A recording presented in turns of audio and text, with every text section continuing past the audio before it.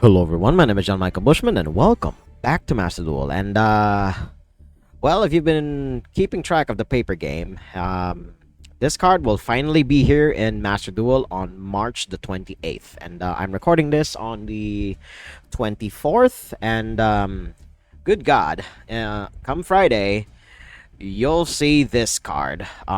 Solemn Strike from the hand. The Solemn Strike has finally been power crept. You don't even need to pay life. Your opponent just needs to control a card, and then you can activate this card from your hand. And take note, the wording on this fucking thing is your field doesn't even need to be empty. Your opponent just needs to have something on the field, and you can just slam it down from the hand. Take note as well, if you have a trap card in your graveyards, I mean, if you're playing Yu-Gi-Oh, it will probably only be infinite impermanence, and especially here on Master Duel, it will most definitely be infinite impermanence. You don't even need to use Ash Blossom anymore for a summon from deck. Just use Dominus Impulse instead. Good God. This is such a cracked ass card, but do note, it does have restrictions, because if you did use it as a hand trap, you cannot use the effects of light, earth, and wind monsters for the rest of the duel. That's a huge restriction, and so that just means it cannot slot into every deck. And at least at the current moment of me recording this video, the light part, shutting down light monsters is pretty big, because the Blue Eyes cards are all light. Well, a large majority of their monsters are light attribute, and then the Fiendsmith cards are all light attribute as well. So this card cannot go into any deck that uses those two archetypes in particular. So this is going to go into every other deck that can run this fucking cracked ass card. Good God. I mean, on top of that, as you can see here, some support. Oh wait, no, we also get Purge. Holy fucking shit. There it is. So the opposite of Impulse. I didn't even realize that this was in here, but yeah, both Dominus cards. Holy shit. Oh, good God. Yeah, card game player, I didn't read. I just saw the art of Impulse and like, holy shit. But then you also see this. Like, oh my shit. Oh my God. So I hope you have 180 ultra rare dust saved up, because these two cards will definitely not be super rares. I don't even know if I want to do the deck tech for my for the deck that I'm gonna play today anymore. Good God, I need to take a breather. I'll see you guys in a bit. Okay, we're back, and here we are. We're gonna be playing this deck in particular.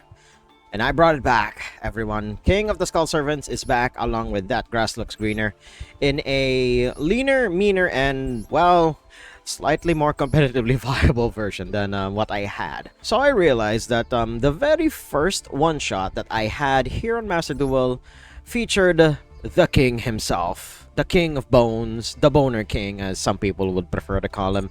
He's finally back, and I'm gonna make him slightly more... well, not even slightly. We're gonna make him competitively viable. I mixed him with Eldritch way back when, and it sort of worked, especially during that time period. Good God, I'm just realizing it's been like a couple of years now since I made that video. But here we have two really powerful engines that work really well with the Skull Servant game plan, which is Horus, and of course, everyone's favorite, Fiendsmith.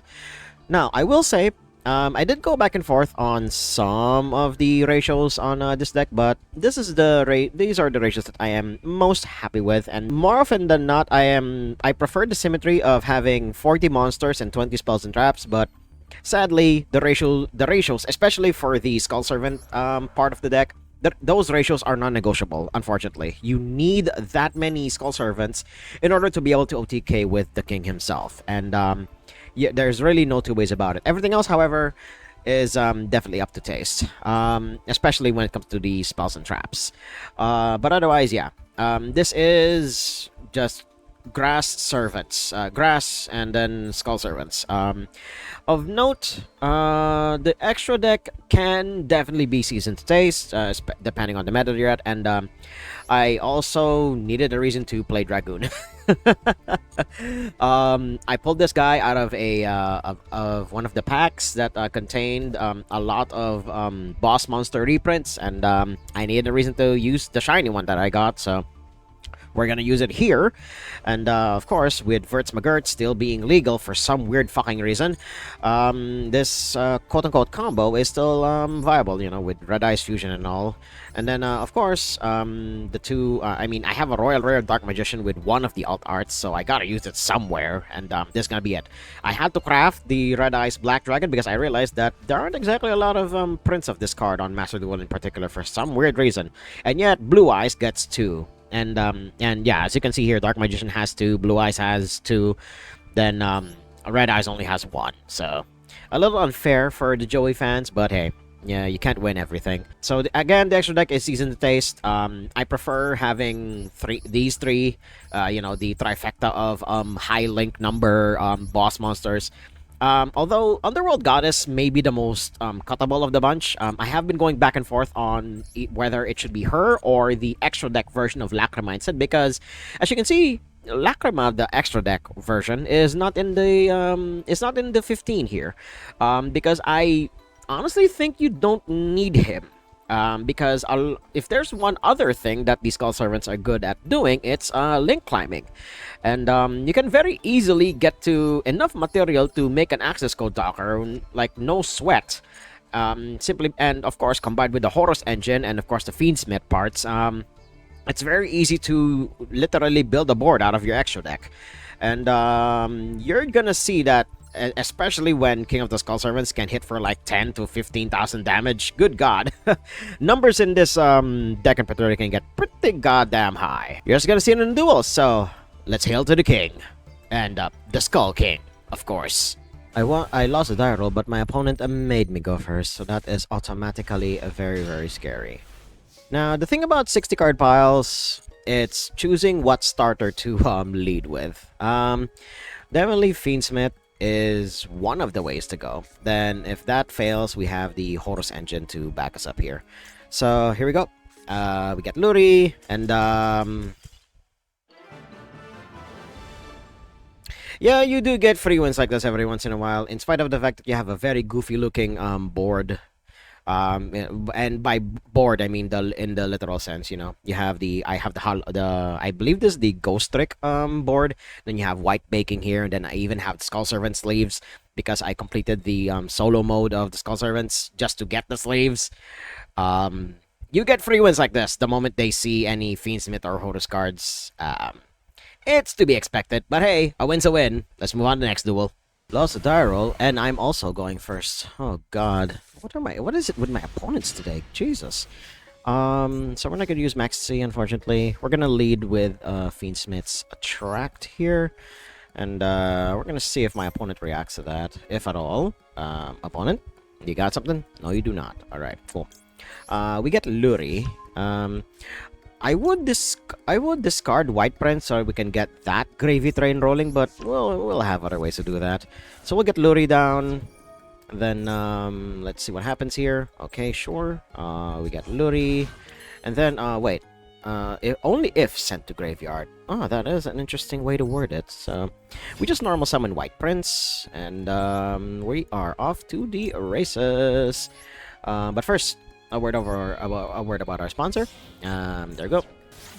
We will have enough material in the graveyard once we're like done with this, so to make Desiree, so that we at least have that negate going. So we'll summon the one from deck because we can. There we go. And then there we go. And then we'll get Sequence. There we go. We don't exactly have a Muckracker line for this build in particular, simply because we have way too much stuff to needed to fit in order to make shit work. But here we are. So we send this, and we send that. There we go. And then we activate. No, I don't think I would want to activate that. So we just do this. There we go. When we shuffle those three, we literally cannot do anything. Oh my fucking God. Alright then. We will link climb then. Alright, we go for plan B. We're gonna link climb like crazy. So that's the other thing that's available to the Skull Servants. They link climb pretty goddamn well, more than you think. So we return Luri, because we'll be getting another copy of Tract using the engraver that we have here. So we're gonna see. Okay, sure. So we do this. There we go. We could go into the rank 3, now that I think about it, but I don't think we need to. So we do this, we get engraver down, then we'll get tracked. It needs to be in the graveyard, sadly. Oh wait, no. Now that we have that, no, we still don't have it. Oh my god. So there's that, and well, now that I think about it, we could choose to not overextend instead, so I guess we just go into Verts McGurts, unless they have an Ash Blossom, in which case, well, fuck me then.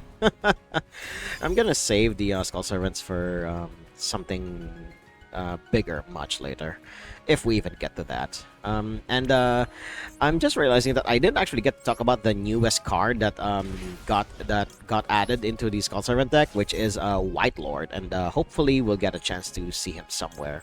But yeah, this is it.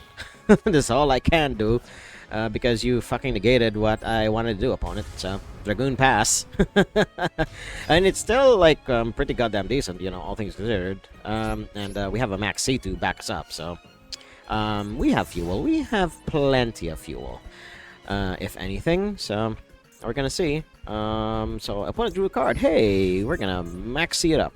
There we go. Only a 2 of. Let's see. So they're under Max C, and then we find out that they're actually a stun deck.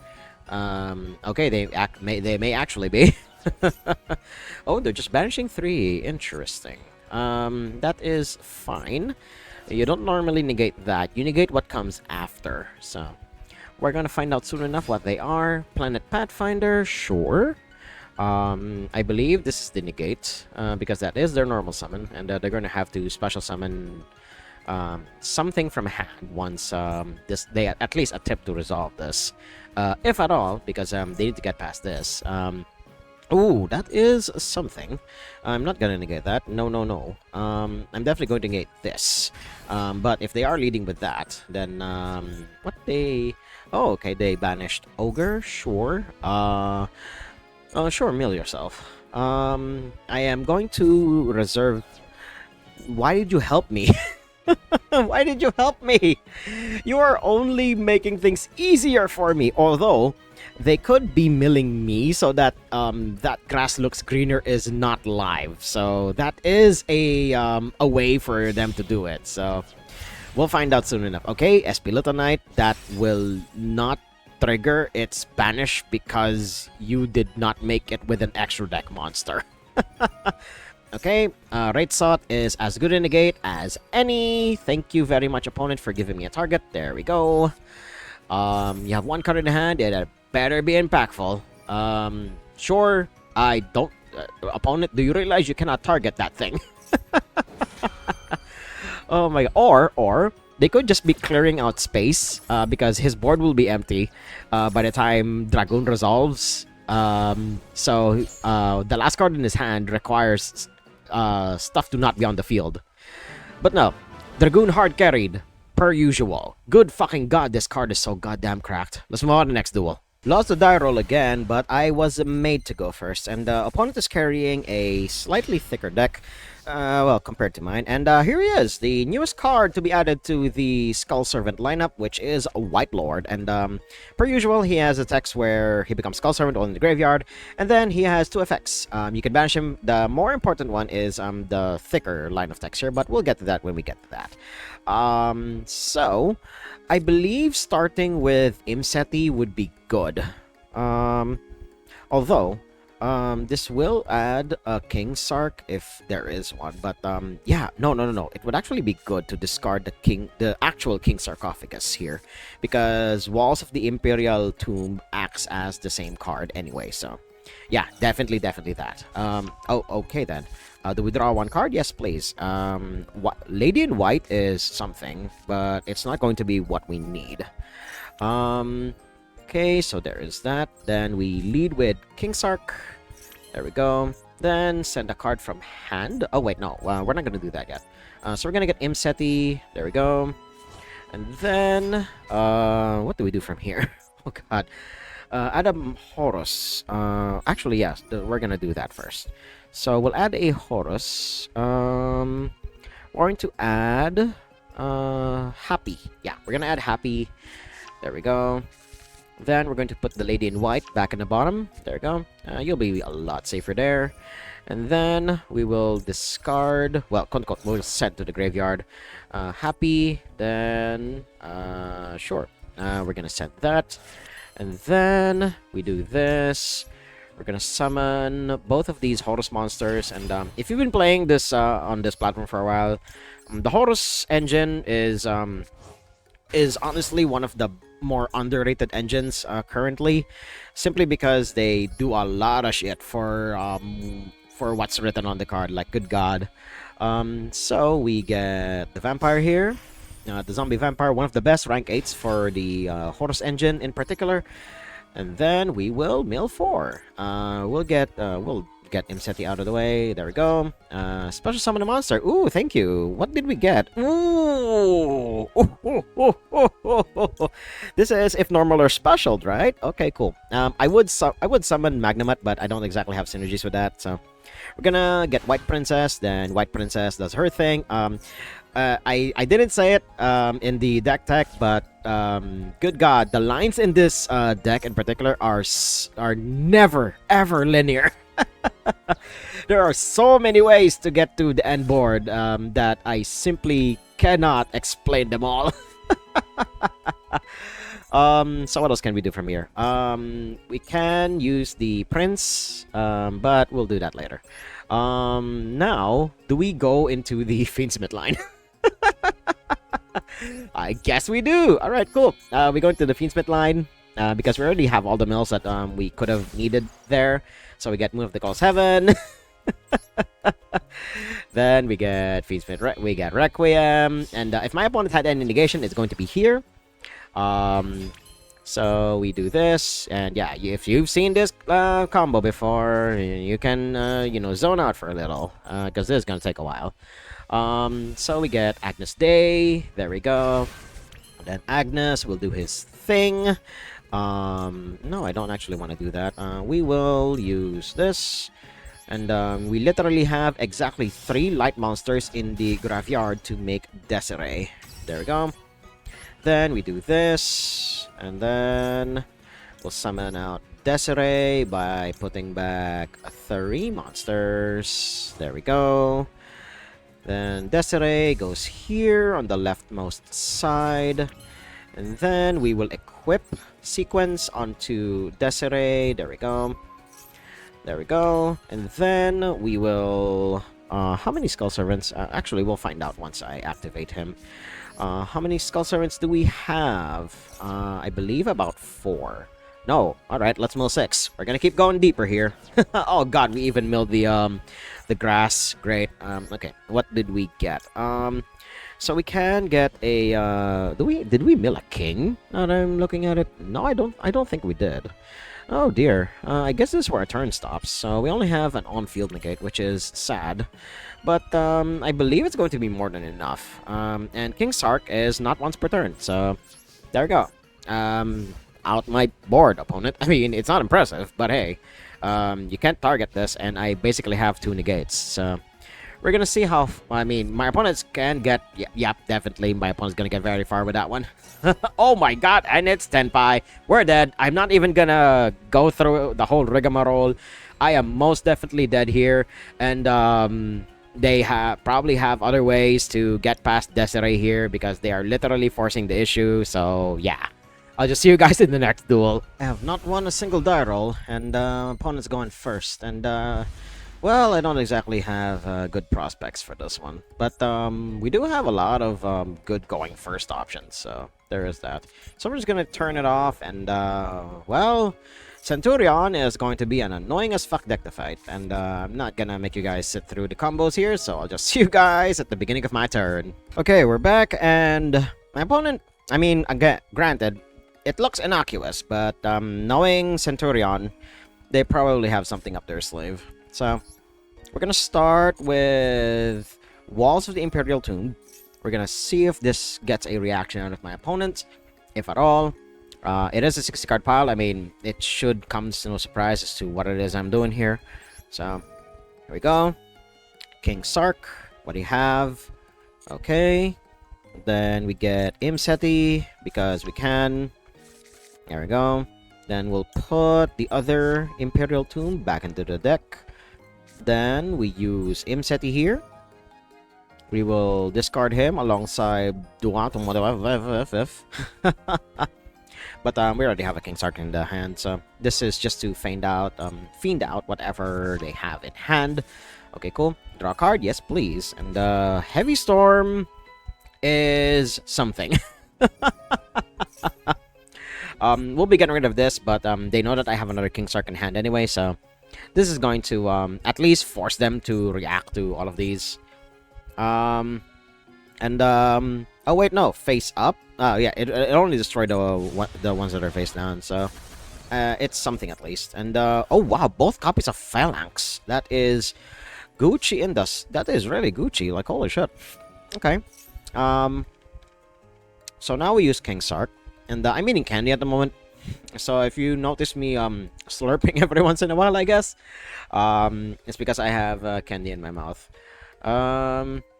So King Sark. Let's see if this gets a reaction out of my opponent. I still have 3 cards in hand. I could potentially negate some stuff should it come to that. But okay, opponent's not taking the bait. Then we use King Sark. We'll discard the extra King Sark that we have. A little risky, but let's see if it's worth it. Then we summon the 2 Horus monsters that we have in the graveyard and mill for a bit. Then we'll use White Princess, and hopefully we'll end on something useful. I would love to crash into Oxilla using Dragoon. Because I think that's the only... Oh, excuse me. That's the only monster we have in our arsenal that is even going to stand a modicum of a chance against whatever bullshit it is that they're doing.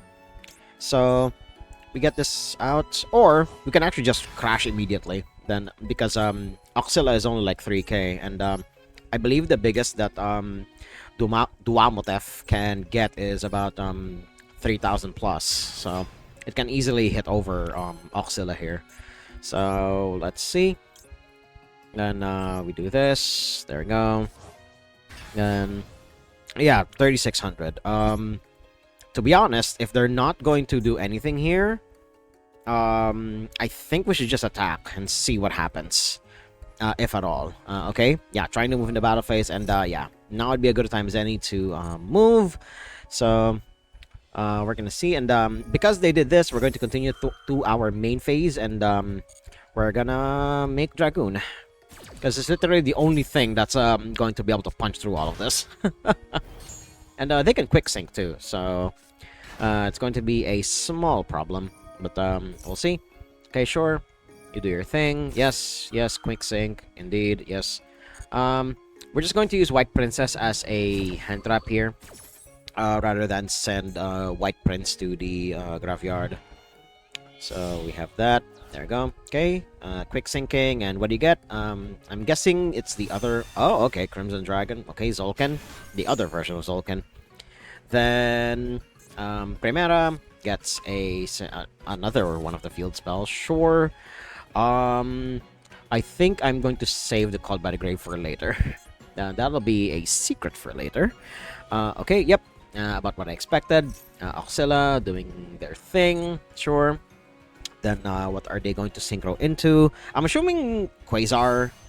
Ooh, Red Supernova. Okay, sure. That's fine. This doesn't say that it can't be affected, so you're gonna get a reduction here. There we go. Then let's see. And ooh, really? Okay then. So I think we're dead, but at least this forces it out of him. So there's that. So White Princess, continue main phase. Yes. What else can we do? I guess we just set this and pass and hope for the best.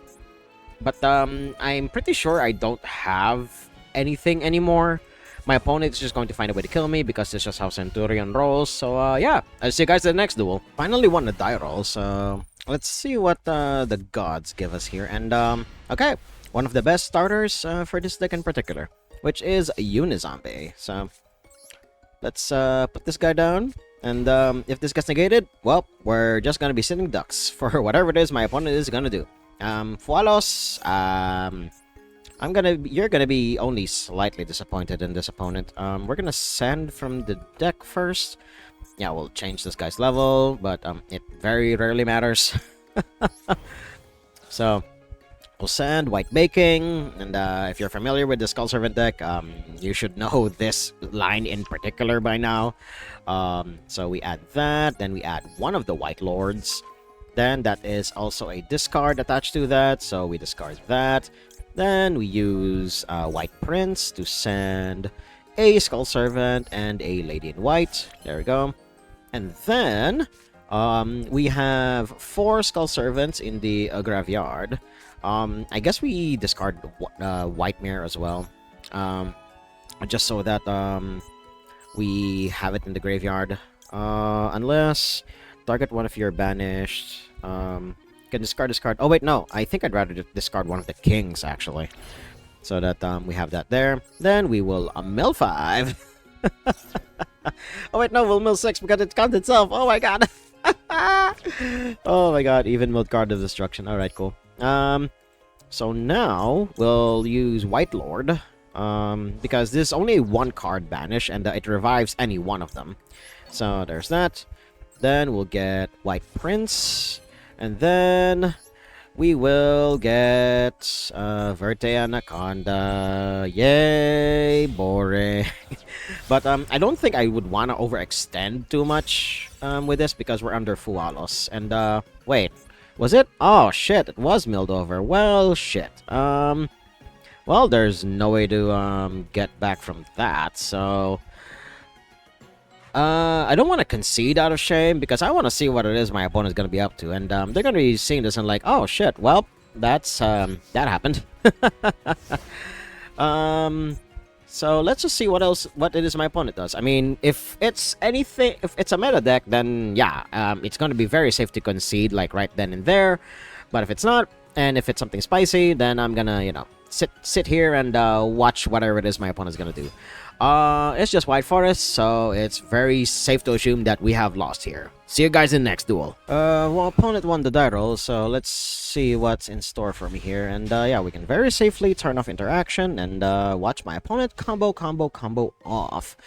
Let's see whatever it is that they're doing. Ooh! Finally seeing something spicy in Valence, and oh boy, if you haven't seen this deck before, and oh my god, is he using the new Magic Spectre support? No, none of the new ones yet, but I do know that they got a new wave of support, but I'm not seeing it here yet. So I have absolutely no idea what the cards do because this is the first time I've seen Pendulum in like a long goddamn while, so I'm going to be in for quite the treat here, and probably you guys too, because there has never been a point in Yu-Gi-Oh's history where Pendulum was this goddamn low. Okay, still using the new Super Heavy Samurais, but if this will just be Synchro Spam Soup, I mean, I can just safely skip to the start of my turn because this is gonna take a while. Or if my opponent makes a mistake, because good god, the Valence deck is needlessly complicated, complicated even by Yu-Gi-Oh standards, and yeah, my opponent definitely screwed up their combo somewhere, so that is definitely a win that I will take in my book. Let's just move on to the end screen. So we're here at the end screen, and well, you live by the bone and you die by the bone. This deck isn't exactly the most competitive thing you could be doing with Fiendsmith and Horus. Hell, you can even just shave the entire Skull Servant package and just have Fiendsmith Horus, which is also a decent deck in and of itself, but you just need the newer support of Lacrimine Agnum Day, which is the other link too that Feedsmith has, and then it'll be way more competitive then. But otherwise, this is honestly it's a really fun deck. Don't get me wrong, it's a really fun deck to bust out competitively. It's again, it's a little more on the casual side because Skull Servants are Skull Servants. You need a lot of stuff working in order to win, basically, compared to what the meta is capable of at the current moment. But it's fun, to be called the Boner King. Really, no other deck can ever claim to have that. So, if you guys like what you saw and you want to hail to the Boner King, hit like, comment, subscribe, and share this among your friends. And until next time, toodles.